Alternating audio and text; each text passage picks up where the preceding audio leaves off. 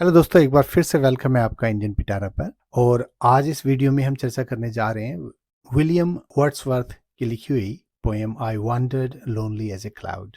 William Wordsworth एक English romantic poet थे और इनका जीवन काल 7 अप्रैल 1770 से लेकर 23 अप्रैल 1850 तक रहा था। और इनकी पोएम्स में नेचर की एक बहुत अहम भूमिका होती है, जैसा कि इस पोएम में आप देखेंगे। तो जो पहली लाइनें हैं उसमें पोएट कहता है, I wandered lonely as a cloud that floats on high over vales and hills.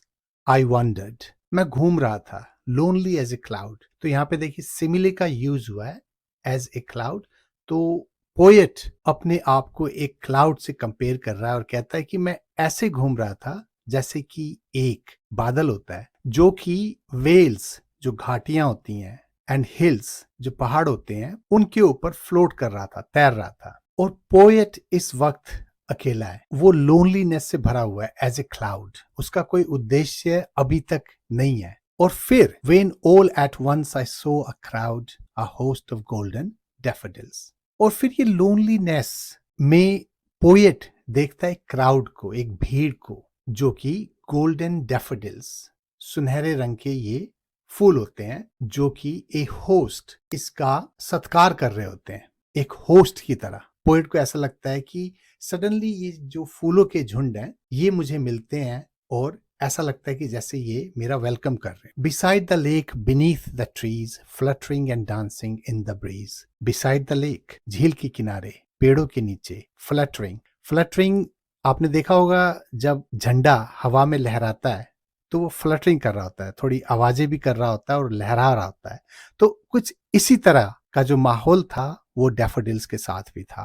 वो ब्रीज, जो सुहानी हवा है उस वक्त की, उसमें झूम रहे हैं जैसे कि वो डांस कर रहे हो। Continuous as the stars that shine and twinkle on the milky way. अब यहाँ पे पोएट ने देखिए दोबारा सिमिले का प्रयोग किया है कि continuous as the stars that shine. तो ये जो फूल है उन सितारों की तरह लग रहे थे जो कि चमकदार हैं और जो कि ट्विंकल, टिमटिमा रहे हैं, ऑन द मिल्की वे, जो हमारा अंतरिक्ष है, जो हमारा आकाश है, उसमें। They stretched in never ending line along the margin of a बे।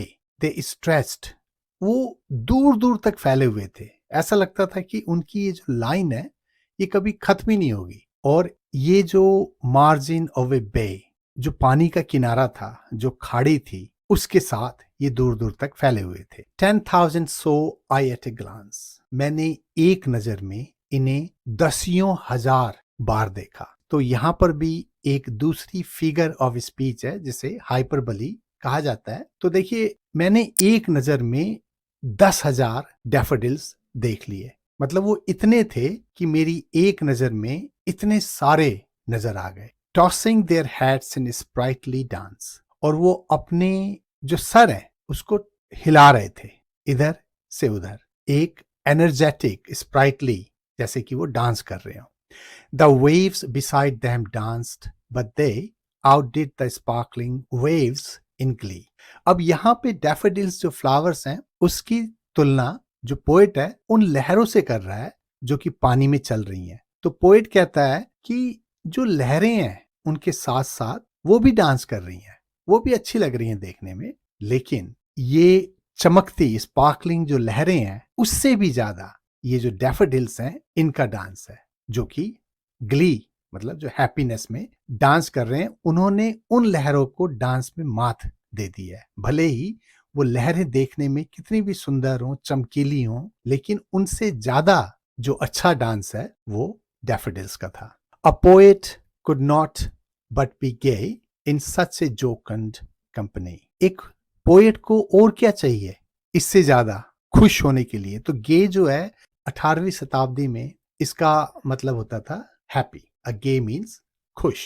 और आज के दौर में गे जो है होमोसेक्सुअलिटी के लिए यूज होता है। तो पोएट कहता है कि एक पोएट को इससे ज्यादा और क्या चाहिए खुश होने के लिए कि उसके पास इतनी चेयरफुल, जोकंड, खुशी से भरी हुई कंपनी है, साथ है फूलों का। I gazed and gazed but little thought what wealth the show to me had brought.